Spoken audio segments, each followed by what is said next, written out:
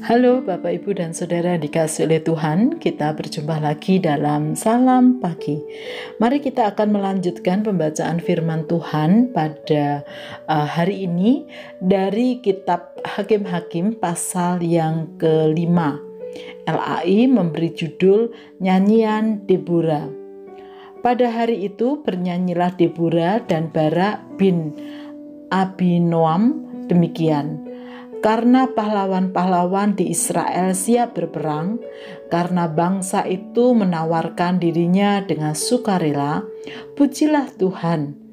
Dengarlah, ya raja-raja, pasanglah telingamu, ya pemuka-pemuka. Kalau aku mau bernyanyi bagi Tuhan, bermazmur bagi Tuhan Allah Israel. Tuhan, ketika Engkau bergerak dari Seir, ketika Engkau melangkah maju dari daerah Edom, berguncanglah bumi, tirislah juga langit, juga awan tiris airnya.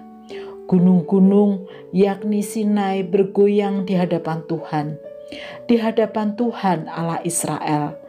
Dalam zaman Samgar bin Anat, dalam zaman Yael, kafilah tidak ada lagi, dan orang-orang yang dalam perjalanan terpaksa menempuh jalan yang berbelit-belit.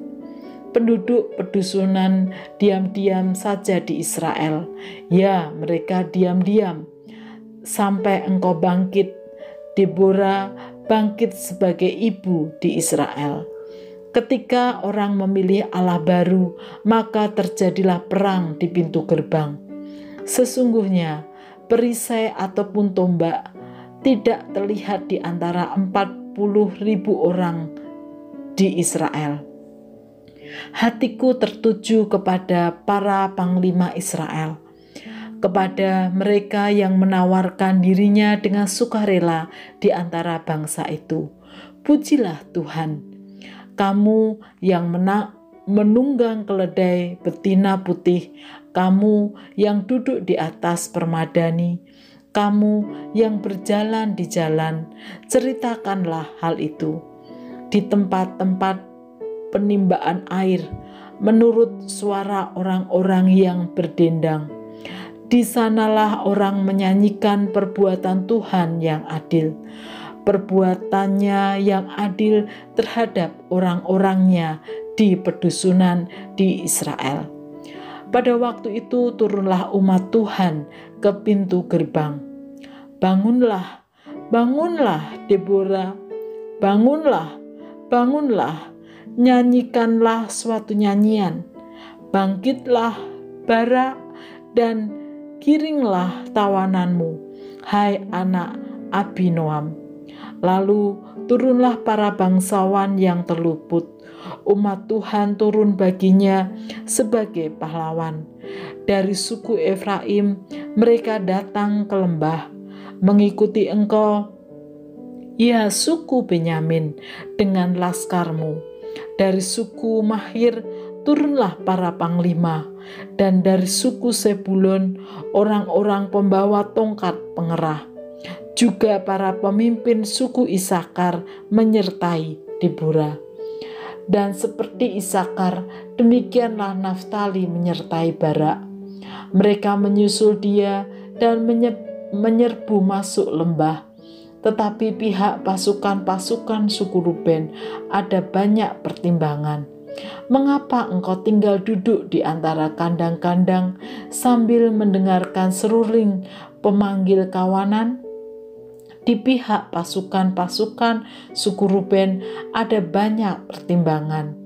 Orang Gilead tinggal diam di seberang sungai Yordan, dan suku Dan, mengapa mereka tinggal dekat kapal-kapal? Suku Aser duduk di tepi pantai laut, tinggal diam di teluk-teluknya. Tetapi suku Sebulon ialah bangsa yang berani mempertaruhkan nyawanya. Demikian juga suku Naftali di tempat-tempat tinggi di padang. Raja-raja datang dan berperang.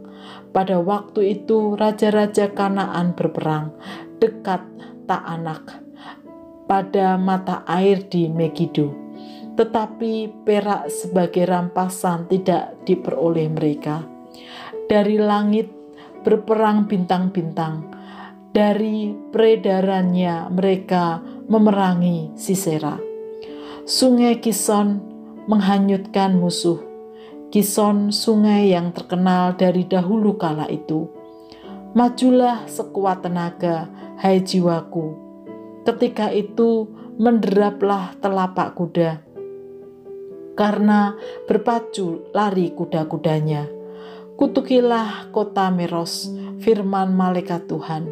Kutukilah habis-habisan penduduknya, karena mereka tidak datang membantu Tuhan sebagai pahlawan.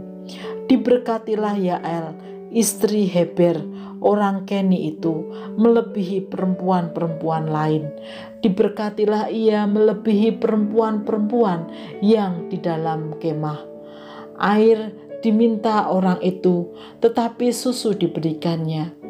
Dalam cawan yang indah disuguhkannya dadih. Tangannya diulurkannya mengambil patok, tangan kanannya mengambil tukul tukang.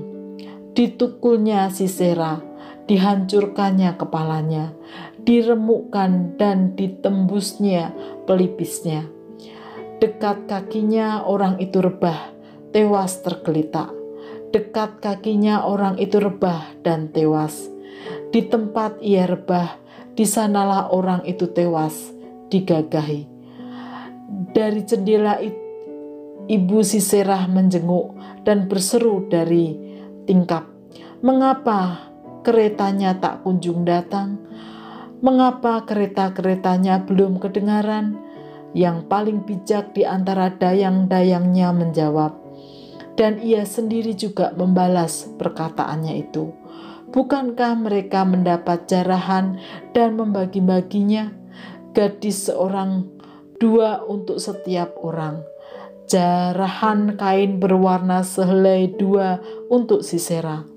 Jarahan kain sulaman aneka warna sehelai 2 untuk leherku. Demikianlah akan binasa segala musuhmu, ya Tuhan. Tetapi orang yang mengasihinya bagaikan matahari terbit dalam kemegahannya.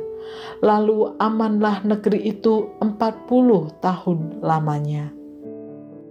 Bapak, Ibu, dan Saudara yang dikasihi oleh Tuhan, menarik bahwa nyanyian Deborah dan Barak ini syairnya berisikan cerita yang jujur atau tidak ada yang ditutup-tutupi, yaitu bersyukur pada Tuhan atas pertolongannya, memuji orang-orang yang ikut berkorban dalam menghadapi musuh, namun juga menyayangkan mereka yang tidak mau berkorban karena terlalu banyak pertimbangan. Nyanyian ini juga memuji perempuan yang dipakai oleh Tuhan sebagai pahlawan yang berhasil membunuh atau mengalahkan musuh, yaitu Yael, istri Heber. Namun juga nyanyian ini menceritakan bagaimana nasib buruk yang dialami orang-orang yang melawan Tuhan. Bapak, Ibu, dan Saudara, dari sini kita belajar bahwa betapa pentingnya jujur atas nyanyian yang kita nyanyikan. Artinya, apa yang kita nyanyikan, itu pula yang terjadi dalam hati kita, itu pula yang kita lakukan. Sehingga ketika kita menyanyi, itulah yang sungguh-sungguh kita hidupi. Seperti ketika kita menyanyikan lagu melayani lebih sungguh. Apakah kita sungguh-sungguh melayani Tuhan dan mau melayani lebih sungguh?